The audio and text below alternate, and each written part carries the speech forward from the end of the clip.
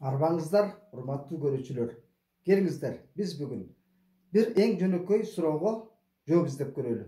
Бирге, чогуу, бири-бирибизди бириз тилдешпей, заар тил агытпай эле батыш эли Кыргызга эмне жамандык кылды? Келиңиздер. Тарыхый фактылар барбы? Аргументтер кандай? Батыш Кыргызга эмне жамандык кылганы жөнүндө батыш саясаты бизди басып алды беле, элибиздин бир каныбыз төгүлгөн бир окуя барбы? Ошо батыш баскынчылары келип Кыргызстандын жерине эйлик кылганы. Тескерисинче, орус падышачылыгынан бери, кылымдардан бери бизге үстөмөндүк саясат жүргүзүп келаткан кимдер? Орустар. Ошон үчүн ата бабабыздан бери, биз бала кезден бери жаттап калган кеп бар. Орус менен дос болсоң, ай балтаңды ала жүр деп. Бул алда канча көрөгөч көсөм бабаларыбыз айтып кеткен. Бирок биз болбой эле дайыма Россиянын телеканалдары менен Россиянын расмий тарых дегенде бул дайыма жалгандын тили. Ошол Россиянын пропагандасы менен туткундагы эл болуп келатабыз. Ал эми батыштын жамандыгын айтсак, кайсы мисалдар бар? Маселен, батыш бизди агартып көгөрткөнгө канча мүмкүнчүлүк берди? Эң эле бир эле мисал айтайын, жөнөкөй. Печатный пресс деп коебуз, жанагы басылмалар, издательстволор болот беле эгер батыш технологиясы болбосо. Ошол эле батыш технологиясындагы печатный пресс жаңыдан пайда болгондо мусулман элдери каршы чыккан. Биз Куранды капырлар чыгарган технология менен жайылтат берек депчи.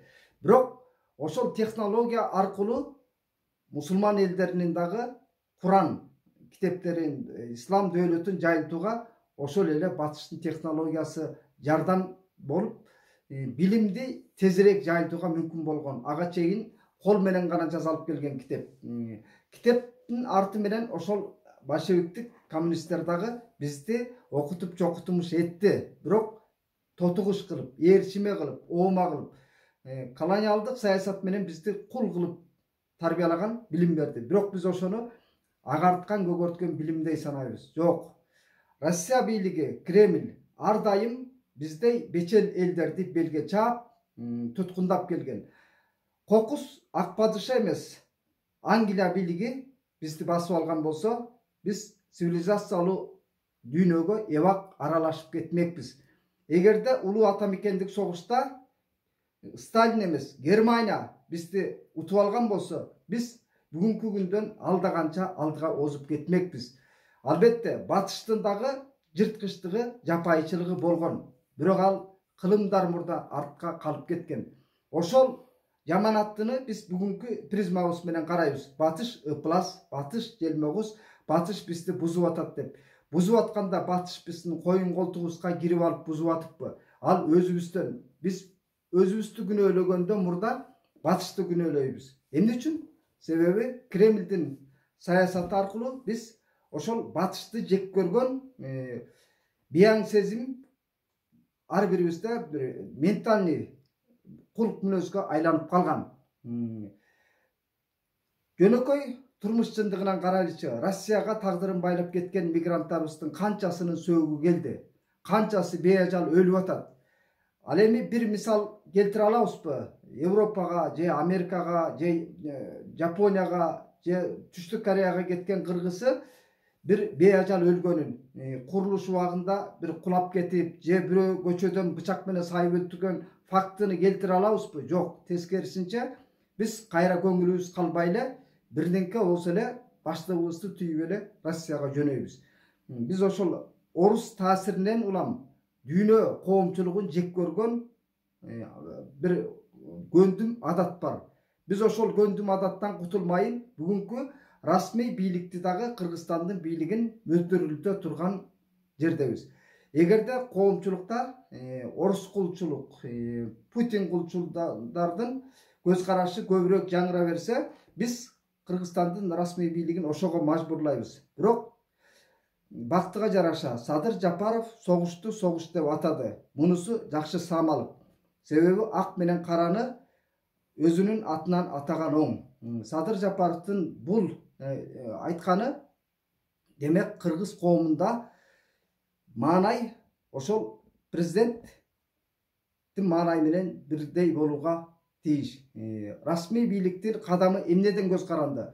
Коомчулуктагы басымдуу пикирден, коомдун пикиринен көз каранды. Эгерде биз оруска ыктай берсек, кыргыз бийлиги ортодо чайналат. Эгер кыргыз бийлиги оң жолго түшүп кетсин десек, бүгүнкү күндө канкорду канкор, согушту согуш деп атай турган кезде. Андыктан биз Садыр Жапаровго ишеним берүү үчүн кыргыз коомчулугунда саясий топто көз караштарды жаңыртышыбыз керек, өзгөртүшүбүз керек. Турмушта дүйнөлүк саясат күндөн күнгө, сааттан саатка өзгөрүлүп, оодарылып атканда биз арка мойнубуз астыбызда калбаш керек. Андыктан парламенттеги Надира Нарматова өңдү мурдунан алысты көрбөгөн улутчулдар абайлап сүйлөш керек. Батышты желмокус көргөзгөн саясатты ал дагы кечөө феминисттердин аракетине каршы ит атайы тутулуп атат. Мен ошол айымга суроо бере элем жана айрым журналисттерге. Феминисттер бул деги эле феминизм жөнүндө эмне түшүнүп атасыңар? Эмнеге аларга силер каршысыңар? Кадам сайын кыз келиндердин зордукка кабылганы, уртокмокко кабылганы силерге эмне майдай жагып турабы? Биз ошол адам укугу, адам эркиндиги дегенден кымбат эмне бар?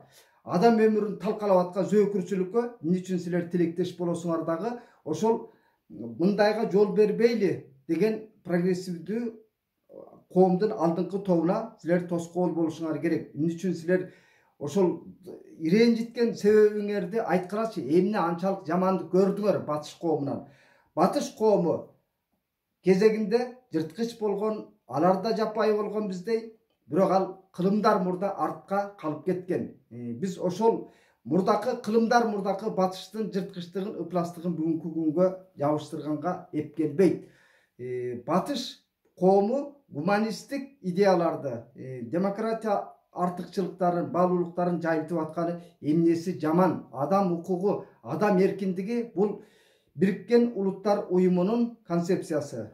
Ал улуу ата мекендик согуштан кийин 48-жылы кабыл алганда дүйнө жүзүндө, жер шарында ушундай фашисттикке жол болбосун, зордук зомбулукка жол болбосун деген улуу гуманисттердин жазган адам укугу жөнүндө декларациясы. Биз ошону буга мүчө болгондон кийин Кыргызстандагы ошол эл аралык эрежелерди, нормаларды кармоого тийиш.